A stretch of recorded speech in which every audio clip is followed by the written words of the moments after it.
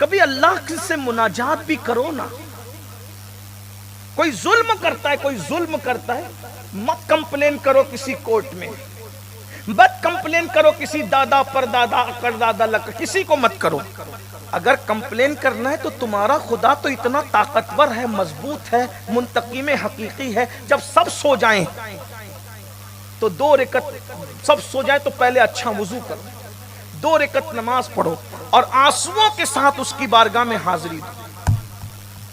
دل کے قدموں سے اس کی بارگاہ میں چل کر جاؤ تو کیا کہتا ہے پتہ ہے؟ جو میری طرف چل کر آتا ہے میری رحمت اس کی طرف دوڑ کر جاتی. اس سے عرض کرو. سب سے باتیں کرنے کا شوق ہے، کبھی اس سے بھی باتیں کرو. باتیں کرنے کا مطلب مناجات کرو، کبھی اس سے بھی گڑ گڑاؤ، اس کی بارگاہ میں بھی عرضیہ پیش کرو. کچھ مانگنا ہے تو مانگ کے دیکھو، یقین سے مانگ کے دیکھو، نہ ملے تو پھر کہنا. اس سے محبت کرو، محبت کے دروازے کھلے ہوئے ہیں. اس سے پیار کرو، پیار کے دروازے کھلے ہوئے ہیں. اس سے یقین سے مانگو، اپنے مسائل اس کی بارگاہ میں رکھنا شروع کرو. یہ عورتیں پریشان ہیں، میری بیٹی کو رشتے نہیں آتا. میں نے کہا میری بہن، اس کی بارگاہ میں گڑ گڑانے اور سجدہ کرنے سے جب خدا مل جاتا ہے تو رشتوں کی اوقات اور حیثیت کیا ہے؟ اس کی بارگاہ میں گڑ گڑانے اور سر رکھنے سے جب رزاق مل جاتا ہے تو روزی کی حیثیت کیا ہے؟ ہم نے خدا کا در چھوڑا، اسی لیے پریشان ہے. آؤ اس کے در تک، اس کے دروازے تک. کیا محبت کرنے والوں نے محبت کی. بات آخری کہنے چلا تھا، بات بیچ میں نکل آئی. ایک صحابی تھی، ان کا نام مجھے مل تو نہیں سکا، لیکن ان کو محبت میں سب اسود اسود کہتے ہیں. محققین نے مختلف نام گنائے، میں اس طرف نہیں جاتا، لیکن جس پہ سب اتفاق کرتے ہیں ان کو سب اسود کہتے تھے. اسود کا مطلب عربی میں ہوتا ہے کالا. حجر اسود جو کہتے ہیں کہ کالا پتھر. ہم تو نہیں کہتے، صحابہ کا ادب کرتے ہیں کیونکہ حضور کے صحابہ صحابہ ہیں، لیکن چونکہ تاریخ بیان کر رہے ہیں تو بتانا تو پڑے گا.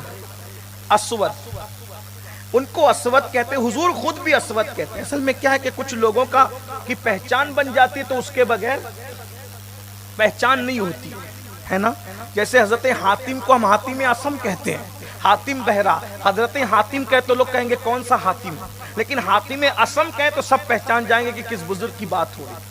حالانکہ کسی کو بہرا کہنا جائز، لیکن اب ان کی پہچان بن چکی ہے. اسی طرح سوری کہتے ہیں بیل جیسے کو، ہم کہتے ہیں امام سفیان سوری. سور بیل کو کہتے ہیں اور سوری بیل جیسا. اب بتائیں کسی بزرگ کا کہ یہ بیل جیسا ہے تو بے ادبی ہوگی نہیں ہو، لیکن امام سفیان سوری کو کہنا پڑتا ہے کیونکہ ان کی پہچان. بات سمجھ میں آ گئی؟ تو ان کو بھی لوگ اسود کہتے تھے، کالا، کیونکہ رنگ ان کا بڑا پکا تھا. موٹے موٹے ہونٹ تھے، بڑے بڑے دانت تھے، بڑے لہیم شہیم آدمی تھے. اور حضور علیہ السلام ان سے بہت پیار کرتے. آقا علیہ السلام کی عادت تھی، حضور کی ایک شان تھی، ایک سنت ہم سے چھوٹ رہی. آقا علیہ السلام کی ایک سنت ہم سب چھوڑ چکے. وہ کیا؟ میرے آقا علیہ السلام و تسلیم سب کے ساتھ ایسے رہتے تھے کہ اگر پوچھا جائے کہ رسول اللہ سب سے زیادہ کس سے پیار کرتے ہیں تو ہر صحابی کہتا ہے کہ حضور سب سے زیادہ مجھ سے پیار کرتے ہیں. میرے آقا کا انداز ایسا. حضور سب کے ساتھ، غریب امیر چھوٹا بڑا ان پڑھ پڑھا لکھا کوئی ہو، ان کے کرم کا دریا سب پر برابر جاری رہتا تھا. ان کے کرم کی برسات سب پر برابر چھما چھم برستی رہتی تھی. آج ہم نے تقسیم کر دیا امیر غریب، گورا کالا، اپنا بیگانہ، یہ وہ نہیں. وہاں صرف کرم تھا، صرف کرم تھا. تیری عادت ہے سب کا جی رکھنا، ان کی عادت تھی. بہرحال تو حضور نے اسود سے کہا، اسود تیری عمر بہت بڑی ہو گئی اور بڑا ہو گیا، تو شادی نہیں کرتا؟ شادی کر. اب اسود رونے لگے. اسود رو پڑے. حضور میرے موٹ موٹے، میرے دانت بڑے، میرا رنگ پکا، لہیم شہیم آدمی، مدینہ منورہ کے لوگ خوبصورت، یہاں کا حسن مشہور، یہاں کا جمال مشہور، یہاں کا کمال مشہور. مدینے والے تو غیر مدنی کو بیٹیاں نہیں دیتے جلدی، کیونکہ ان کا ایک اپنا معیار بھی ہے. حضور علیہ السلام کے کرم کا دریا جوش میں آیا. میرے آقا کی شان ہے، حضور کسی کی آنکھ میں آنسو نہیں دیکھ سکتے تھے، بے چین ہو جاتے تھے. پھر کیا تھا؟ اللہ اکبر.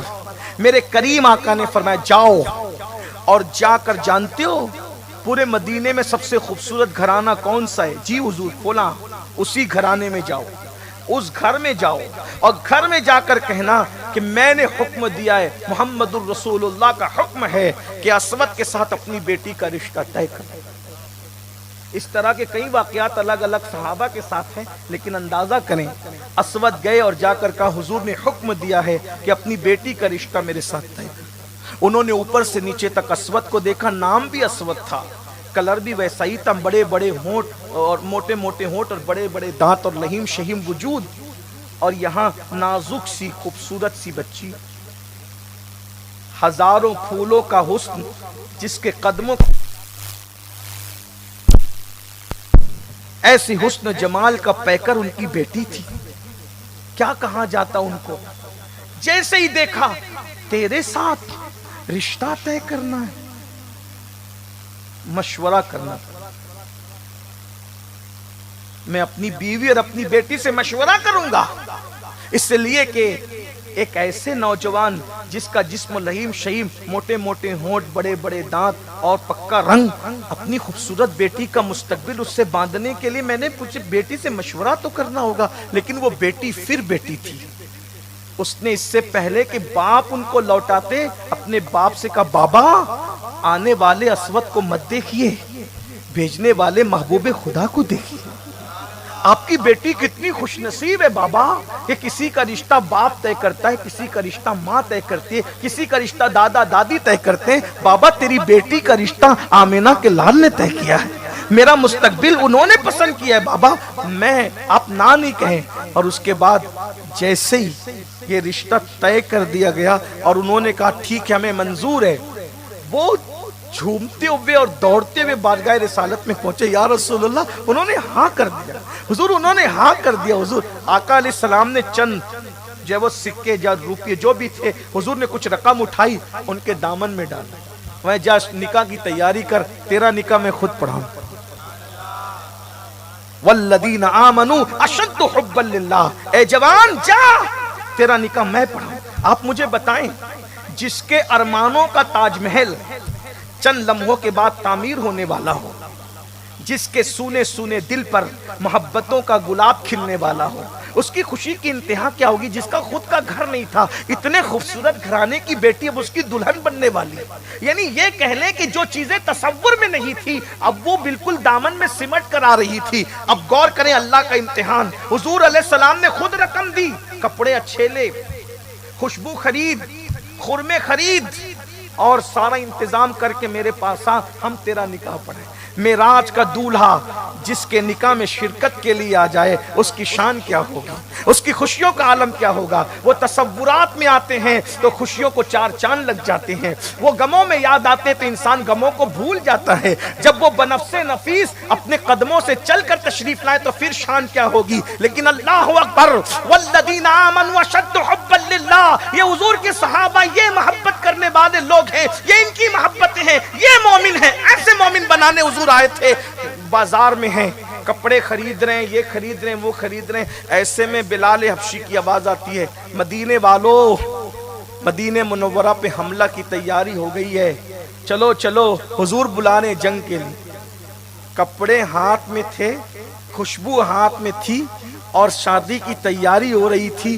ایسے میں دکاندار سے کہا بھائی مجھ پہ ایک احسان کرو گے؟ کیا؟ کہا کہ یہ کپڑے واپس لے، یہ خوشبو واپس لے لو۔ کیوں؟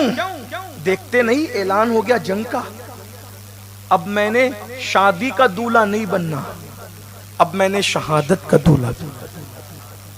کپڑے خریدنے کی بجائے زرہ خریدی، نئی تلوار خریدی اور آقا علیہ السلام کو اطلاع دیے بغیر جا کر میدان میں شریک ہو گئے، کیونکہ اگر میں حضور کے پاس جاؤں گا حضور روک دیں گے، منع کر دیں گے، اور میں نے بیوی پر، اللہ کی محبت پر بیوی کو ترجیح نہیں دینا، میں نے تو اللہ کی محبت میں خوبصورت بیوی کو قربان کر دینا۔